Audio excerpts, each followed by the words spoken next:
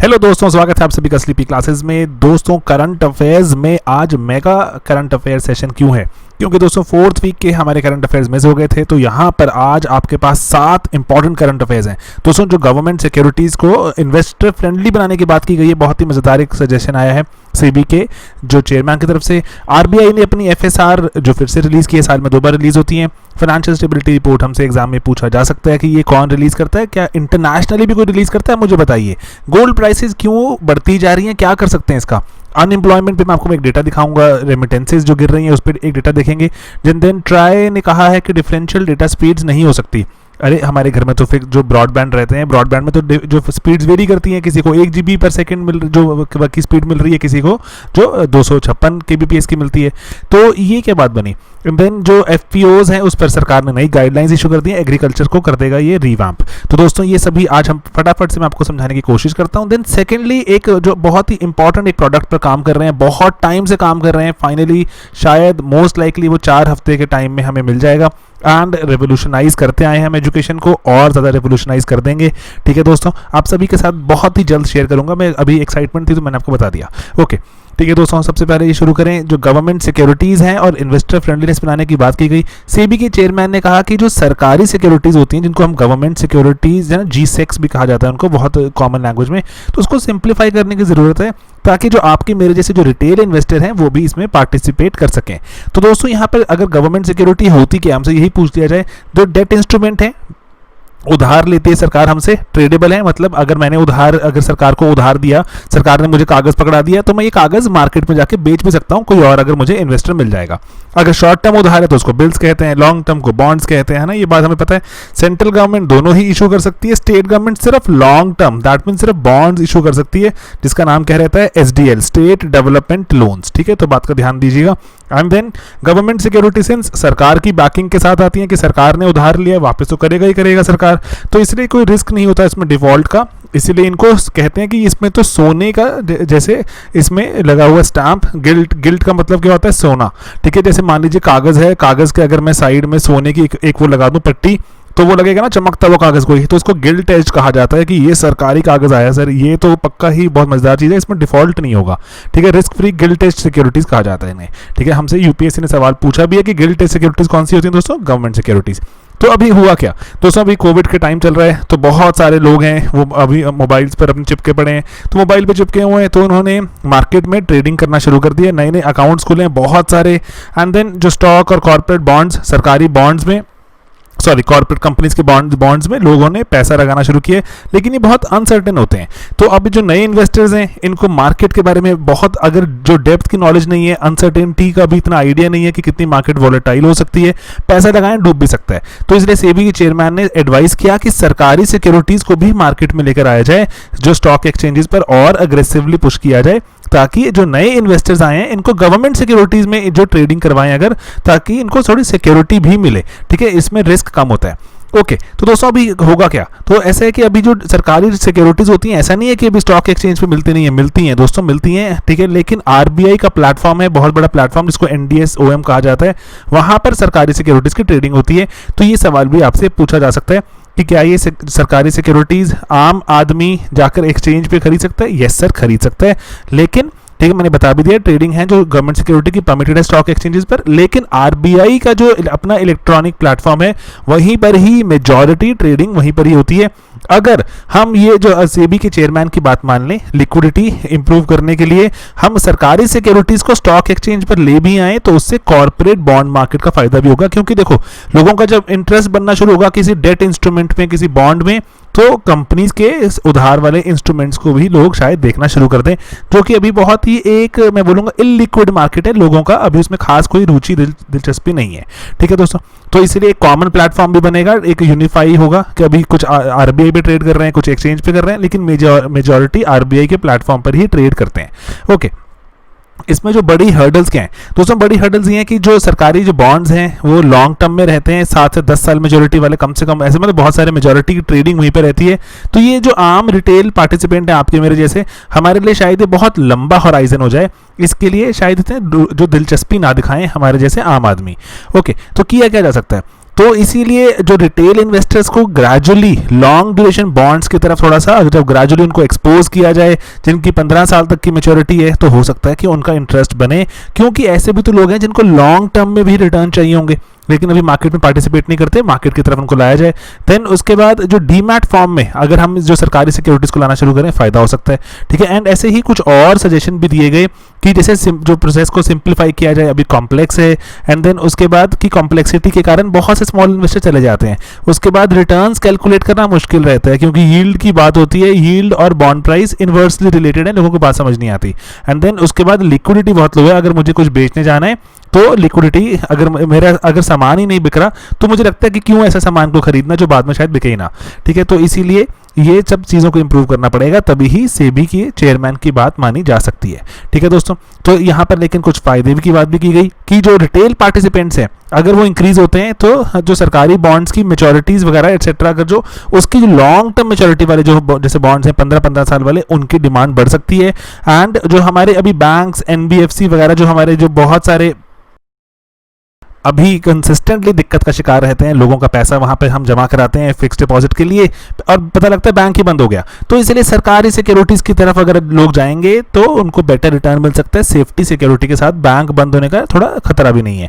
And then उसके बाद अगर स्मॉल इन्वेस्टर्स आएंगे अगर सरकार के बॉन्ड्स की तरफ, तो सरकार हाउस होल्ड के जो पैसे को, जो इन्वेस्टर के पैसे को, रिटेल छोटे इन्वेस्टर के पैसे को भी एक्सचेंजेस के थ्रू अपने आप में इन्वेस्ट करवा सकती है, सरकार उसका फायदा उठा सकती है, ठीक है दोस्तों।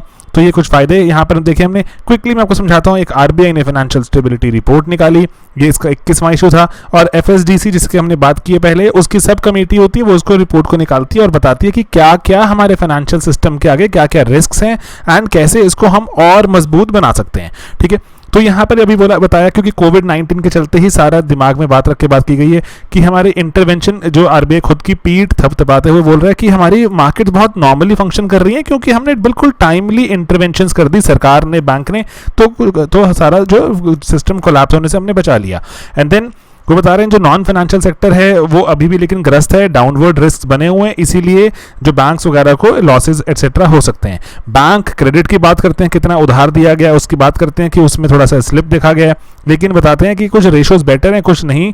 तो जैसे बताते हैं जो रिस्क वेटेड एसेट रेशो होती है, जो कि ज़रूरी है बैंक्स के लिए मेंटेन करना, अगर उससे एक पर्टिकुलर जो वैल्यू से नीचे आ जाती है, जब ये कि आपने जो बैंक्स के पास इतने एसेट्स नहीं है, अगर उनका कभी बुरा वक्त आ गया तो इतने एसेट्स नहीं होंगे कि बुरे वक्त को झेल पाए, तो इसीलिए वो बता रहे हैं कि जो बैंक्स की कुछ रेशोज हैं थोड़ी ट्रबल में भी हैं, कुछ थोड़ी इंप्रूव हुई है लेकिन अभी भी ट्रबल में है। एंड देन गोइंग फॉरवर्ड जो हमारे पेंडेमिक वाले जो हमें पेंडेमिक ने हमें सिखाया, वो हमें लेसन्स अपनाने पड़ेंगे ताकि हम समाज को एक अच्छा एक फाइनेंशियल एक इंस्टीट्यूशन जो वाला प्रोडक्ट दे सकें एंड सिस्टम दे सकें। ओके, इंफ्रास्ट्रक्चर पे यहाँ पे बहुत इंपॉर्टेंट कुछ ऑब्जर्वेशंस हैं, उसके बारे में बात करते हैं। तो दोस्तों इंफ्रास्ट्रक्चर, अगर इंफ्रास्ट्रक्चर की हम बात करें तो हमारे वो जो हमारी रिपोर्ट बताती है, जो हमारा स्ट्रेस्ड इंफ्रास्ट्रक्चर का टोटल है, अगर हम देखें जो टोटल हमारे जो लोन्स खराब हो गए उसमें इंफ्रास्ट्रक्चर के लोन्स जो खराब NPA बने वो बहुत ज़्यादा हैं, तो ये सिंगल लार्जेस्ट कैटेगरी के जैसे नजर आता है।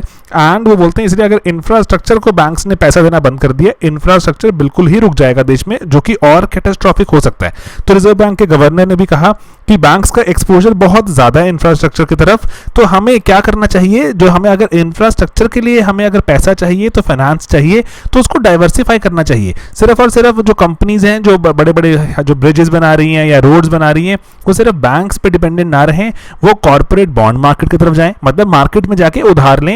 एंड देन मार्केट मतलब कौन से स्टॉक एक्सचेंजेस की तरफ, ठीक है, जहाँ पे हम जो बॉन्ड्स भी एक्सचेंज करते हैं, मैंने आपको बताया भी पहले। एंड देन जो ऐसे अगर उनका कोई एसेट नहीं चल रहा तो एसेट सिक्योरिटाइजेशन कंपनी को बेचते हैं वो स्ट्रेस्ड एसेट को अपने, एंड यूजर चार्जेस भी लगाना शुरू करें, जैसे टोल चार्जेस एक्सेट्रा को थोड़ा बढ़ा भी सकते हैं, ताकि उनके एसेट्स की जो वैल्यू है या एसेट्स का रिटर्न्स हैं थोड़े वापस आने शुरू हों, एंड जो उनको उधार देने वाले लोग आगे आए, वरना इंफ्रास्ट्रक्चर सेक्टर रुक जाएगा।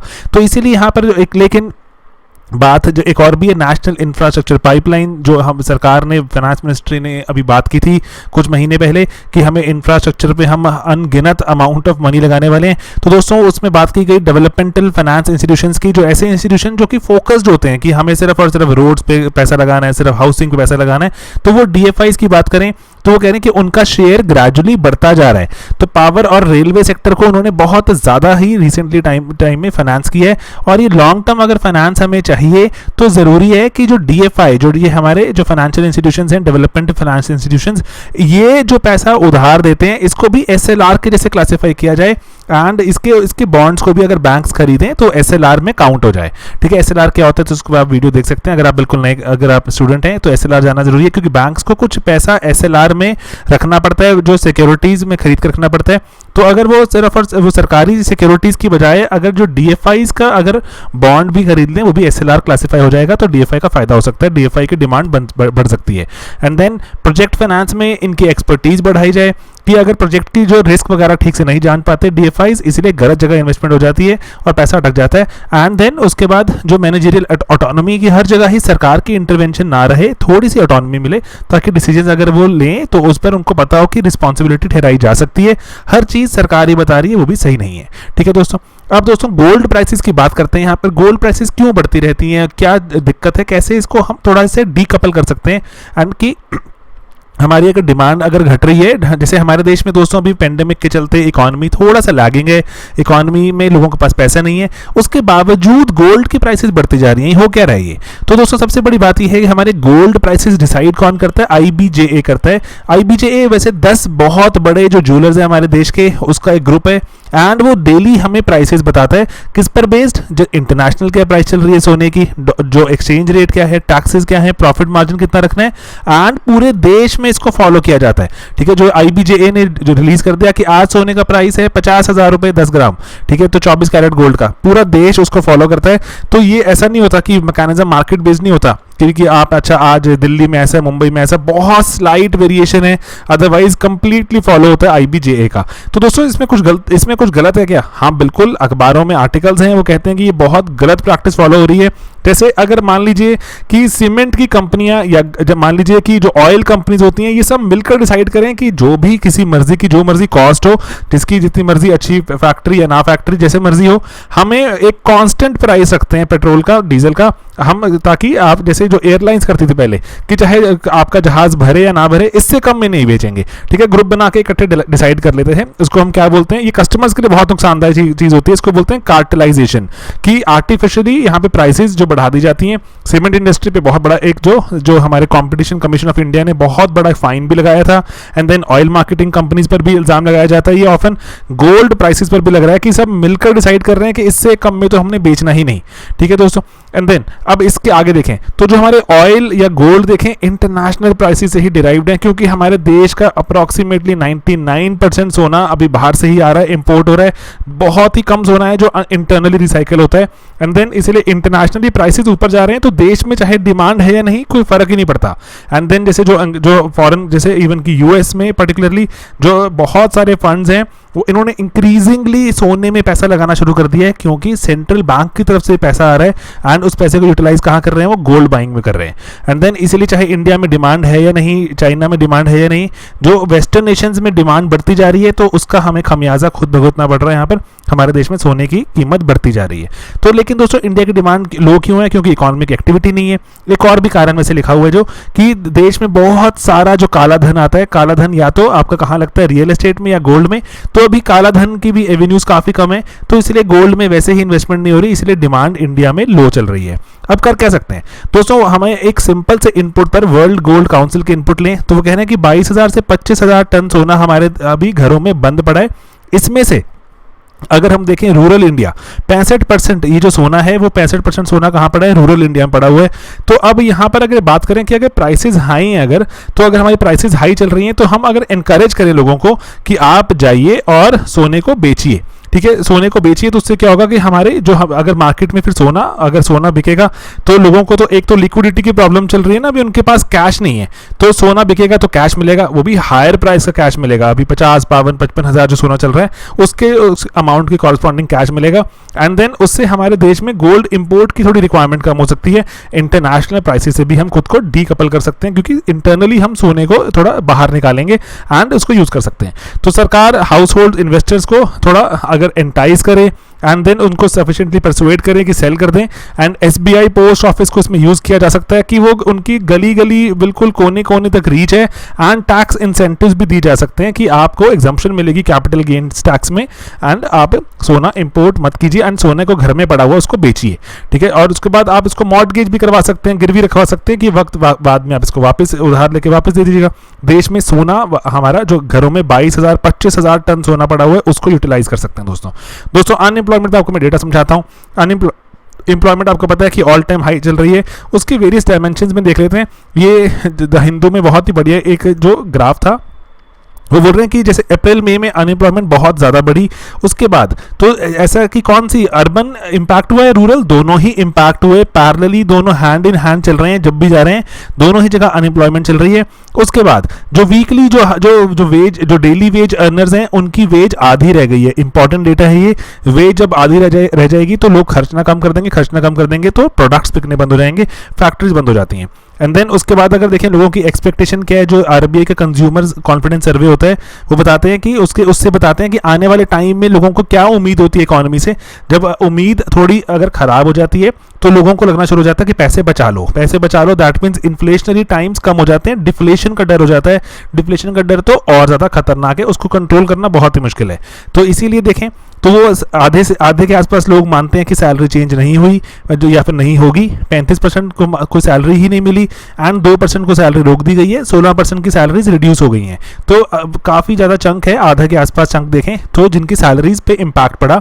एंड देन उसके बाद जो आगे गोइंग फॉरवर्ड उनको जो फ्यूचर ब्राइट नज़र नहीं आता। आरबीआई कंज्यूमर जो कॉन्फिडेंस सर्वे की बात है तो वो बोलते हैं कि हालात, आधे लोग मानते हैं हालात ख़राब हो जाएगी, 11% मानते हैं सेम रहेगी, 41% मानते हैं शायद इंप्रूव होगी। अब जो वर्स्ट इज बिहाइंड अस, ठीक है। तो ये इंपॉर्टेंट इनपुट्स हैं, तो हमें अपने आंसर्स वगैरह में भी इसको डाल सकते हैं। रेमिटेंसेस की बात करें तो सिर्फ और सिर्फ भारतीय इकॉनमी थोड़ी ना डाउन है दोस्तों, ग्लोबल इकॉनमी डाउन है, तो इसलिए रेमिटेंसेस पे भी दबाव पड़ा।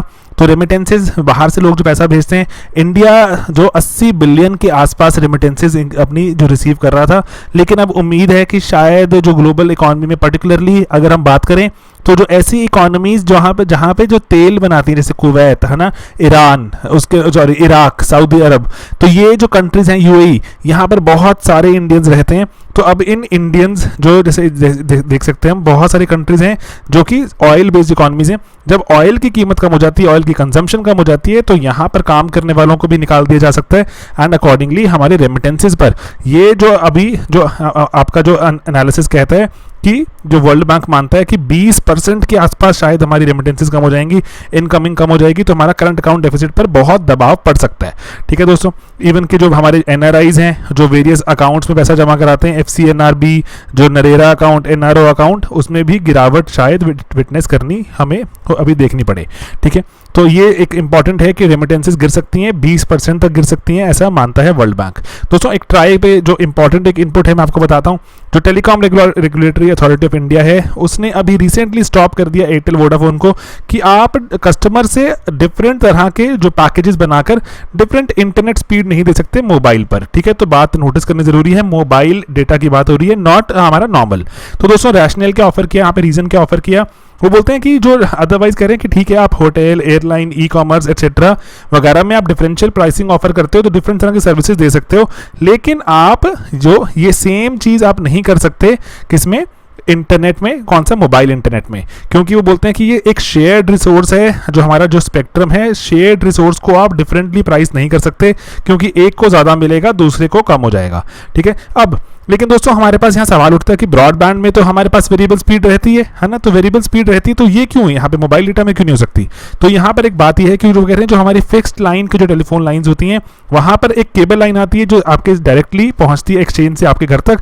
वहाँ पर कोई टेंशन नहीं है कि अगर एक कोई ज़्यादा इंटरनेट चला रहा है कि नहीं, आपके लिए डेडिकेटेड वहाँ पे लाइन लगी हुई है, आपके लिए डेडिकेटेड डेटा रखा हुआ है। तो अगर आप ज़्यादा कम यूज़ करते हैं तो आप ही के डेटा में से कम ज़्यादा हो रहा है। इंटरनेट जबकि जो स्पेक्ट्रम पे आ रहा है, स्पेक्ट्रम पे आने पे जो सभी के लिए कॉमन है, हवा में कॉमन डेटा है, तो अगर कोई ज़्यादा यूज़ कर लेगा तो बाकियों के लिए कम हो जाएगा, ठीक है। तो इसीलिए जो consumers already call drops etcetera से जो डील कर रहे हैं, कंपनीज ने भी कोई खास रिप्लाई नहीं किया कि वो अपने नेटवर्क को कैसे मैनेज कर रहे हैं, या कि अगर किसी को हायर स्पीड देंगे जो ज़्यादा पैसे दे रहे हैं तो बाकी यूजर्स को जो उनकी क्वालिटी कैसे इम्पैक्ट नहीं होगी, कंपनीज ने भी हमें ये नहीं समझाया, तो इसलिए ट्राई ने उनको रोक दिया, बैन कर दिया। अब इसलिए ट्राई की हिस्ट्री देख सकते हैं आप, जो 2016 में भी नेट न्यूट्रलिटी के चलते ट्राई ने डिफरेंशियल प्राइसिंग बना कर दी थी कि कहते हैं आप ब्रॉडबैंड में दे सकते हैं लेकिन इंटरनेट डेटा में नहीं दे सकते, ठीक है। तो ये जो हमारे जो मोबाइल डेटा में नहीं दे सकते, वो कह रहे हैं otherwise fair equal non discriminatory access है जो नेट न्यूट्रलिटी का बेसिक प्रिंसिपल है, उसके वायलेशन में आ जाता है।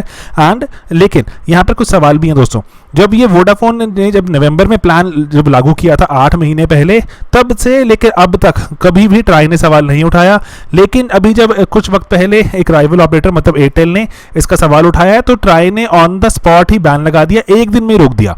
तो ट्राई ये भी एक्सप्लेन करे कि 8 महीने तक वोडाफोन ने प्लान चलाया तो ये क्यों चलने दिया। उसके बाद जब ट्राई ने इनको नोटिस दिया कि आप इसको बंद कर दीजिए, सिर्फ एक दिन का वक्त क्यों दिया अपना जवाब देने का, तो एक दिन से में कैसे जवाब मिल सकता है वापस, तो इसी कारण एक दिन में ही पूरा ये प्लान विड्रॉ करने के लिए बोल दिया गया, उसको बैन लगा दिया गया। तो इसलिए ट्राई की पूरे प्रोसीजरल उस पर भी सवाल उठता है कि क्या जो इंस्टीट्यूशनली ट्राई ठीक काम कर रहा है। तो दोस्तों इसके बाद आखिरी एक न्यूज़ है, बहुत बड़ी न्यूज़ थी ये तो, लेकिन इसको इतनी लाइमलाइट नहीं मिली। हमारे देश में ऐसी इतनी घटनाएं घट रही हैं, तो जो फार्मर प्रोड्यूसर ऑर्गेनाइजेशन इतना हम अटेम्प्ट करते हैं कि एग्रीकल्चर को रिफॉर्म करना है, तो उस पर नई गाइडलाइंस आ गई हैं। बजट में कहा गया था कि हम छोटी छोटी जो किसानों की कंपनियां बनाएंगे, एफपीओज बनाएंगे, 10,000 नई कंपनियां बनाएंगे। ऑलरेडी अभी देखें अभी 7,000 एग्जिस्ट करती हैं, 10,000 आने वाले 5 सालों में बनाने का वादा किया गया था। तो उसी के लिए सेंटर ने अभी गाइडलाइंस इशू कर दी हैं। बहुत क्विकली समझाता हूं। सेंटर ने कहा है कि आपको हम कुछ पैसा भी देंगे, ठीक है, आप इसको अपनी कंपनी बनाइए। उसके बाद अगर आपको जो सीईओ अकाउंटेंट रखने हैं उसके लिए भी फाइनेंशियल सपोर्ट मिलेगा, ठीक है, जो की पर्सोनल रखने हैं। उसके बाद जो यहाँ पर जो लिमिट रखी गई है कि कम से कम 300 फार्मर्स जो आपको अपनी कंपनी का पार्ट बनाने पड़ेंगे, एंड जिसमें से 50% आधे जो फार्मर्स होंगे वो छोटे फार्मर्स होने चाहिए। अदरवाइज जो आपका बेनिफिट तो बड़े बड़े लोग ले जाएंगे सारे सरकार की सब्सिडी का, इसलिए छोटे फार्मर्स को यहाँ पर लाइमलाइट में लाने की कोशिश की गई है। एंड देन सेपरेट रिक्वायरमेंट्स है नॉर्थ ईस्टर्न स्टेट्स के लिए, थोड़ी कम रिक्वायरमेंट्स क्योंकि इतनी आबादी नहीं होती, तो 100 मेंबर्स की रिक्वायरमेंट रखी गई है। एंड देन उसके बाद अगर देखें यहाँ पर तो एक जो इंपॉर्टेंट चीज़ क्या है कि सीईओज अकाउंटेंट जो अपॉइंट करेंगे सरकार इनकी सैलरी भी पे करेगी इनिशियली, ताकि थोड़ी सी प्रोफेशनलाइजेशन आए इन कंपनीज में जो किसानों की कंपनीज हैं। तो दोस्तों और इसके बाद देखें सरकार ने इंफ्रास्ट्रक्चर बनाने के लिए यहाँ पे सपोर्ट देने की बात की है कि सरकार ने क्रेडिट गारंटी फंड बनाने की बात की है कि आपको उधार मिलेगा, और 1 डिस्ट्रिक्ट 1 प्रोडक्ट कि एक अगर डिस्ट्रिक्ट में कोई प्रोडक्ट अगर बहुत फेमस है वहाँ का तो उसको प्रमोट किया जाएगा, क्लस्टर बेस्ड अप्रोच फॉलो की जा रही है, ठीक है। तो ये सब इंपॉर्टेंट चीजें हैं किसानों को प्रमोट करने के लिए, इसकी ब्रांडिंग इंप्रूव होगी, मार्केटिंग एक्सपोर्ट करने में फायदा मिलेगा। तो यहाँ पर इसीलिए जो अगर देखें बाकी जो हमारी संस्थाएं हैं जैसे जो SFAC बहुत इंपॉर्टेंट संस्था है, एफपीओ को प्रमोट करती है देश में, एंड देन सरकारी संस्था, देन हमारे पास NCDC है नेशनल कोऑपरेटिव डेवलपमेंट कॉर्पोरेशन, जो नाबार्ड है, ये और जो स्टेट एजेंसीज हैं, इन सभी को साथ लाने की जरूरत है सेंट्रल ऑर्गेनाइजेशंस के। एंड इसी को एफपीओ को जब प्रमोट करना शुरू करेंगे तो ये सब चीजें साथ में कोऑर्डिनेशन में साथ में काम करना शुरू कर सकती हैं। एंड देन उसके बाद जरूरी है कि सरकार एक प्रोजेक्ट मैनेजमेंट एजेंसी जो बनाए और चलाए, हैंड होल्डिंग सर्विसेज को थोड़ा बढ़ाए कि ताकि किसान जो कि जिन तक बहुत ही जो वैसे जो बाकी देखें अगर दुनिया से थोड़ा सा कट के रहते हैं, गांव में मेहनत करते हैं दिन भर, उन तक भी प्रोफेशनल सर्विसेज पहुंचे। क्लस्टर बेस्ड जो बिजनेस बनना शुरू होगा तो हमारे देश में इकोनॉमीज ऑफ स्केल भी अचीव कर सकता है किसान, तो इसीलिए बार्गेनिंग एबिलिटी इंप्रूव होती है किसान की। एंड देन उसके बाद अगर हम देखें तो ये जो रीजन में पर्टिकुलरली जो क्रेडिट और जो हमारे जो प्राइसेस पे जो कंट्रोल रहता है इंटरमीडियरीज का, उससे भी किसान छूटेगा क्योंकि जब किसान अपनी कंपनीज बनाएगा। एंड देन अभी जैसे सरकार APMC को रिफॉर्म कर रही है, किसान को डायरेक्टली प्रमोट कर रही है कि आप जाके बेचना शुरू कीजिए अपना अलग से, और मंडी में लाने की कोई जरूरत नहीं है। FPOs वहां पर एक ऐसी कंपनीज और एक पूरा एक जो कंपेटिटिव एनवायरनमेंट बना सकती हैं, तो इसलिए सरकार की बहुत ही बढ़िया एक यहाँ पर जो पहल है ये। एंड देन प्राइसेस वगैरह सभी को बेटर रियलाइज किया जा सकता है। एंड अगर हम देखें तो कुछ लोग ही हैं जो कंट्रोल करते हैं सारा का सारा प्रोसेस, तो हैंड्स ऑफ अ फ्यू में जो सब कुछ चलता है, तो उससे भी सरकार आज़ाद करा सकती है किसानों को। एंड देन यहाँ पर जो बहुत सारे बैंक्स होते हैं, बैंक्स की रिक्वायरमेंट होती है कि आपके पास एक प्रोफेशनल अकाउंटेंट होना चाहिए, प्रोफेशनल मैनेजर होना चाहिए, तो उसको भी यहाँ पर सरकार ने एड्रेस किया और नेगोशिएटिंग पावर बढ़ेगी, इससे बैंक के साथ ट्रांजैक्शन बढ़ेंगी। एंड इवन की NBFCs वगैरह को भी यहाँ पे जब क्रेडिट गारंटी फंड की बात की गई है तो उनको भी थोड़ा रिलीफ मिलेगा, ठीक है दोस्तों। तो ये सब चीज़ें इंपॉर्टेंट हैं। महाराष्ट्र जैसे कि जो ऑलरेडी यहाँ पे कुछ जैसे हमें चीज़ें हैं जिन पर हमें काम करना जरूरी है कि एक जो pool of talent, local talent को बढ़ावा देना जरूरी है। अगर हम बोलें कि शहरों से लोगों को रिक्रूट करके गाँव गांव में भेजेंगे, लोग नहीं मानेंगे। तो इसीलिए ज़रूरी है दोस्तों कि लोकल टैलेंट को यहाँ इनकरेज किया जाए। एंड देन उसके बाद देखें तो जो ग्रोथ ऑफ एफपीओज भी थोड़ी अनइवन है कि कहीं पर ज़्यादा कहीं पर कम है, ठीक है। जो रीजनल देखें, महाराष्ट्र में देखें आधे से ज़्यादा एफपीओ एग्जिस्ट करते हैं अभी। 14% एफपीओ दोस्तों ऐसे हैं जो कि थोड़े बड़े हैं, 10 लाख से या ज़्यादा के पेड अप कैपिटल है, थोड़ी मतलब बड़ी कंपनीज हैं। बाकी आधी के आसपास 49% 1 लाख है उससे छोटे पेड अप कैपिटल, जैसे मतलब छोटी छोटी कंपनियां बनाई हैं किसानों ने। तो इसलिए ज़रूरी है कि बड़ा बने थोड़ा सा, ताकि ना इकोनॉमीज ऑफ स्केल हिट कर सकें। एंड देन उसके बाद एक और चीज़ ज़रूरी है कि जो एडवांटेजियस पोजीशन पे बैठे हैं, लेट्स से सीईओ बन गए या जो भी, तो वो फंड्स को गलत यूज़ ना कर लें। तो ये भी ज़रूरी है कि किसानों को भी थोड़ा फाइनेंशियल अवेयरनेस भी दी जाए, ठीक है। तो बस लेक्चर का खात्मा दोस्तों, ये कुछ इंपॉर्टेंट न्यूज़ थी, डिस्कस करना ज़रूरी। प्री मेंस पता नहीं कौन से एग्जाम में कहाँ काम आ सकती हैं, तो इसको यूज़ कीजिए। एंड देन दोस्तों अब फ्रेंडशिप डे का एक डिस्काउंट चल रहा है 2 अगस्त तक, तो जहाँ पर आप हमारा बैच 2, हमारा जो प्री प्लस मेंस का optional essay, Punjab PCS, test series, जो भी आपको बैच लगता है उसको आप ज्वाइन कर सकते हैं, 10% डिस्काउंट मिलेगा। आपने करना क्या, या तो आप मेल ड्रॉप कीजिए या कॉल कीजिए, ठीक है। कॉल कहाँ पे करेंगे, ये रहा नंबर लगा हुआ है, ठीक है। तो कॉल कीजिए एंड डिस्काउंट कोड मिल जाएगा किसका, अगर आपको अपने किसी दोस्त के साथ आपको लगता है कि आपको इकट्ठे एनरोल करना है, तो जब 2 या ज़्यादा लोग एनरोल करते हैं तो हमें भी डेफिनेटली उसका बेनिफिट है, आपको भी बेनिफिट है, क्योंकि आप दोनों एक दूसरे पे चेक कर सकते हैं कि अगर आपने टारगेट डिसाइड किया, आपने एक ने नहीं पढ़ा, दूसरा उसको बोल सकता है कि भाई पढ़ा क्यों नहीं तूने, ठीक है। तो ये सब चीज़ें ज़रूरी हैं। तो अगर आपको दोनों लोगों को या उससे ज़्यादा को ज्वाइन करना है तो आप हमें लिखिए कि हमें इस इंसान को हमें ज्वाइन करना है, हम आपको कस्टमाइज्ड लिंक बना के देंगे, ठीक है दोस्तों। एंड उस कस्टमाइज्ड लिंक को आप जब ज्वाइन करेंगे आपको 10% डिस्काउंट मिल जाएगा। जो भी आपको कोर्स पसंद है आप उस कोर्स को हमें बता दीजिए, मुझे ये वाला और मेरे दोस्त को ये वाला कोर्स ज्वाइन करना है, सेम भी हो सकते हैं, ठीक है। तो आप हमें बता दीजिए and will send you the discounted जो प्रोडक्ट का लिंक, ठीक है। हमारी वेबसाइट पर जाकर आप इसको अवेल कर सकते हैं, और अदरवाइज सिंपली हमें या तो मेल कर दीजिए या कॉल कर दीजिए, आपको डिस्काउंट कोड हम आगे जो डिस्काउंटेड लिंक एक्सटेंड कर देंगे, ठीक है। पहले कोर्स डिसाइड करें ना कौन सा ज्वाइन करना है आपने, ठीक है। बाकी चैनल को सब्सक्राइब, लाइक, शेयर, ठीक है। तो हमें बहुत बच्चों ने कहा कि अभी क्यों नहीं बोलते, तो ज़रूरी है बोलना शुरू करें। तो हम जैसे इंस्टाग्राम, यूट्यूब पर चलो आप देख ही रहे हैं, ट्विटर एक्सेट्रा पर भी थोड़े से एक्टिव होने की ट्राई कर रहे हैं, फेसबुक पर भी, कि बच्चों को और इंगेज करें, ठीक है। बाकी 2021 में अगर हम बैच 2 की बात करें तो हमारा बैच 2 भी चल रहा है, जो पीसीएम पॉल साइंस एस्से सुप्रीमली इंपॉर्टेंट एक चीज़, हर एक बच्चा जो 250 मार्क्स का एस्से लिखेगा, 250 मार्क्स में से कितना स्कोर करेगा, वो उसका रैंक, वो उसका कार्डर, वो उसकी जो ओवरऑल सिलेक्शन, इंटरव्यू, सभी चीज़ें इंपैक्ट करता जाएगा। क्योंकि 250 मार्क्स को आप सीरियसली, बहुत से बच्चे सीरियसली नहीं लेते, ठीक है। सीरियसली लीजिए, इसका एक सेपरेट कोर्स चल रहा है। एंड देन सोशियोलॉजी का कोर्स अभी बंद है, बैच 3 बहुत जल्दी अनाउंस हो जाएगा। एंड एक बहुत ही एक मज़ेदार प्रोडक्ट डिज़ाइन किया हमने, उससे कॉस्ट और अफोर्डेबल बन जाएगी। तो वो डिज़ाइन अभी डिज़ाइनिंग फेज में है, 1 महीना अभी और लगेगा उसमें, लेट्स सी, ठीक है दोस्तों। बाकी हमारी वेबसाइट और हमारे वेबसाइट पे जाकर टारगेट 2021 आप जाके कोर्सेज देखेंगे, आप वहाँ पे कोर्सेज परचेज कर सकते हैं। रेगुलरली बहुत से स्टूडेंट हमारे साथ जुड़ते जा रहे हैं, थोड़ा और अभी स्पीड तेज़ हो गई है, जैसे जैसे ग्रेजुअली नाम जब थोड़ा फैलता है तो बच्चे भी जुड़ते जाते हैं, हमारी रिस्पॉन्सिबिलिटी भी बढ़ती जाती है। तो बस यही एक चीज़ को साथ में दिमाग में रख के हम काम करते जा रहे हैं। पीडीएफ्स एटसेट्रा हमारे टेलीग्राम चैनल पर, हमारी वेबसाइट पर हम शेयर करते रहते हैं, ठीक है दोस्तों। तो बस यही एक छोटा सा अटेम्प्ट आप सभी को अवेयर करने का और करंट अफेयर्स में चलाने का। बस पढ़ते रहिए, करते रहिए काम, ग्रेजुअली आप नोटिस करेंगे कि बहुत जल्द आप बहुत मेंटली बहुत स्ट्रांग हो गए हैं, और इंटेलेक्चुअली और इन्फॉर्मेशन के पॉइंट ऑफ व्यू से आप बहुत ज़्यादा रॉबस्ट हो गए हैं, ठीक है। तो यही अटेम्प्ट है हमारा, आप थोड़ा सेल्फ सफिशिएंट बनिए, ठीक है। चलिए मिलते हैं दोस्तों बहुत ही जल्द अपने अगले लेक्चर में। बाय बाय दोस्तों, टेक केयर।